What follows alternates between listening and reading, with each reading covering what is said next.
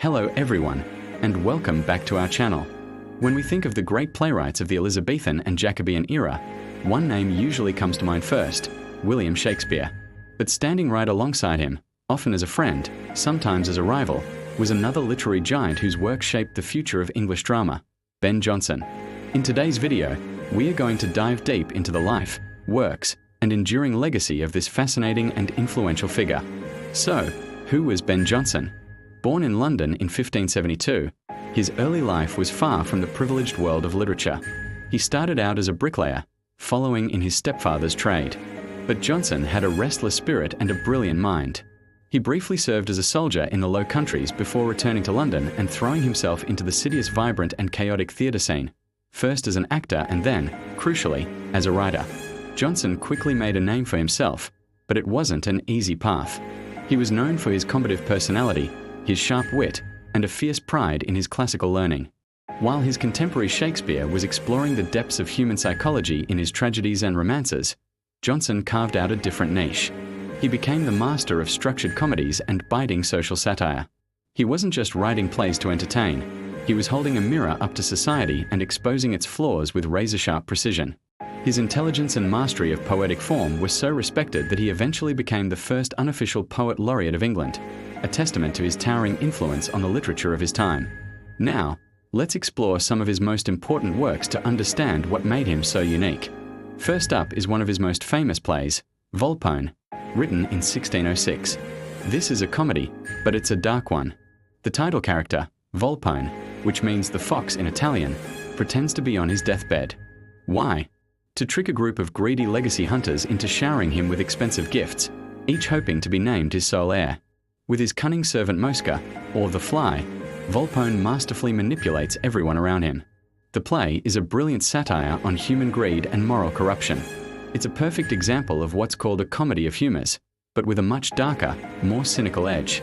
Volpone shows Jonson at his most satirical, revealing the ugly truth that for some people, wealth is more important than anything else.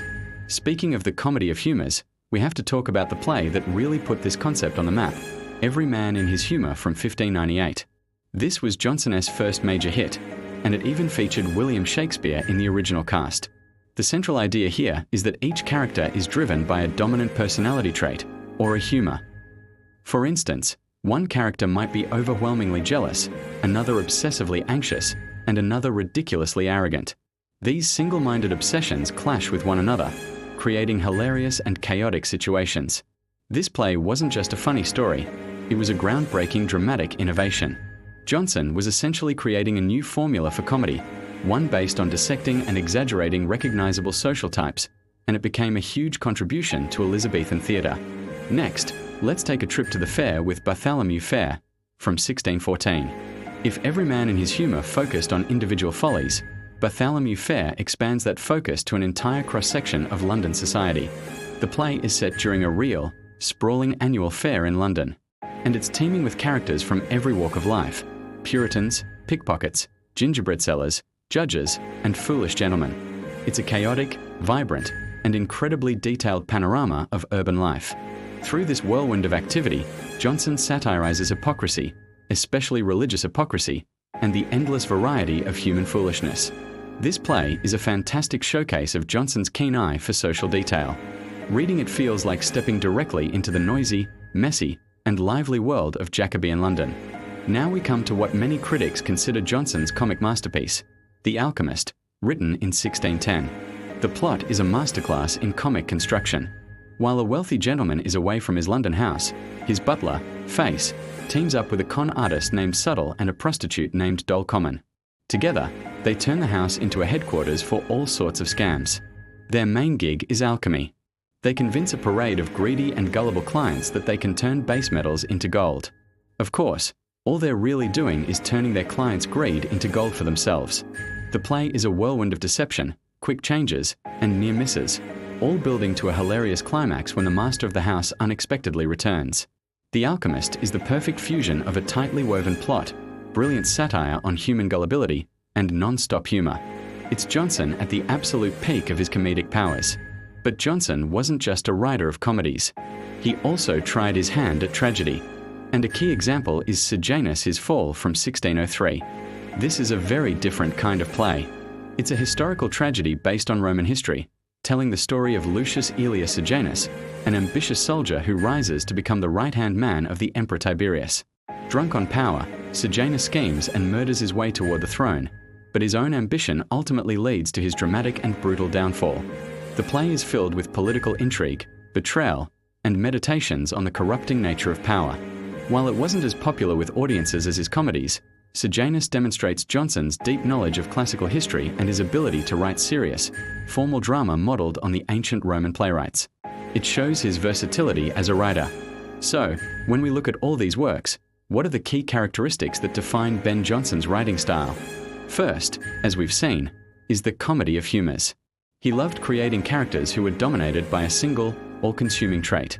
This made them predictable in a funny way and allowed him to satirize specific human weaknesses. Second is his powerful social satire. Jonson was a moralist at heart. He used his plays to critique the greed, hypocrisy, folly, and gullibility he saw in the society around him. He wasn't just making people laugh, he was making them think about their own behavior and the world they lived in. Third is his emphasis on structured, classical plots. Unlike the sprawling, sometimes chaotic plots of his contemporaries, Jonson's best plays, like The Alchemist, are marvels of careful organization.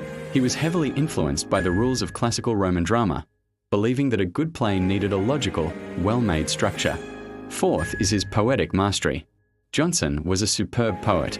Whether he was writing sharp, witty epigrams, beautiful lyrical poems, or the blank verse for his plays, his command of language was undeniable. He brought a poet's precision and love for form to everything he wrote. Finally, Jonson's work is marked by a unique blend of humor and morality. He believed that the purpose of comedy was not just to entertain but to instruct, to sport with human follies, not with crimes, as he put it. His plays are funny, but beneath the laughter, there is always a serious ethical message. So, what is Ben Jonson's legacy? While he might not be as universally famous as Shakespeare today, his impact is undeniable. He heavily influenced the generations of English dramatists and poets who came after him, particularly in the realm of comedy and satire. The comedy of manners of the Restoration period, for example, owes a huge debt to Jonson's structured, witty, and satirical plays. He is rightly considered one of the great masters of social satire in the English language, standing in a line that runs from Chaucer to Jonathan Swift and beyond. And perhaps most importantly, his works provide us with an invaluable, richly detailed window into the society, culture, and language of Elizabethan and Jacobean England. Ben Jonson was a complex, brilliant, and often difficult man, but his dedication to his craft and his sharp, satirical vision created a body of work that remains powerful, funny, and relevant even today. He wasn't just Shakespeare's contemporary, he was a literary force in his own right, and a key figure who helped shape the course of English literature. Thank you so much for watching. If you enjoyed this deep dive into the world of Ben Jonson, please give this video a thumbs up and don't forget to subscribe to the channel for more explorations into literary history. Let us know in the comments which of Jonson's plays you find most interesting. We'll see you in the next video.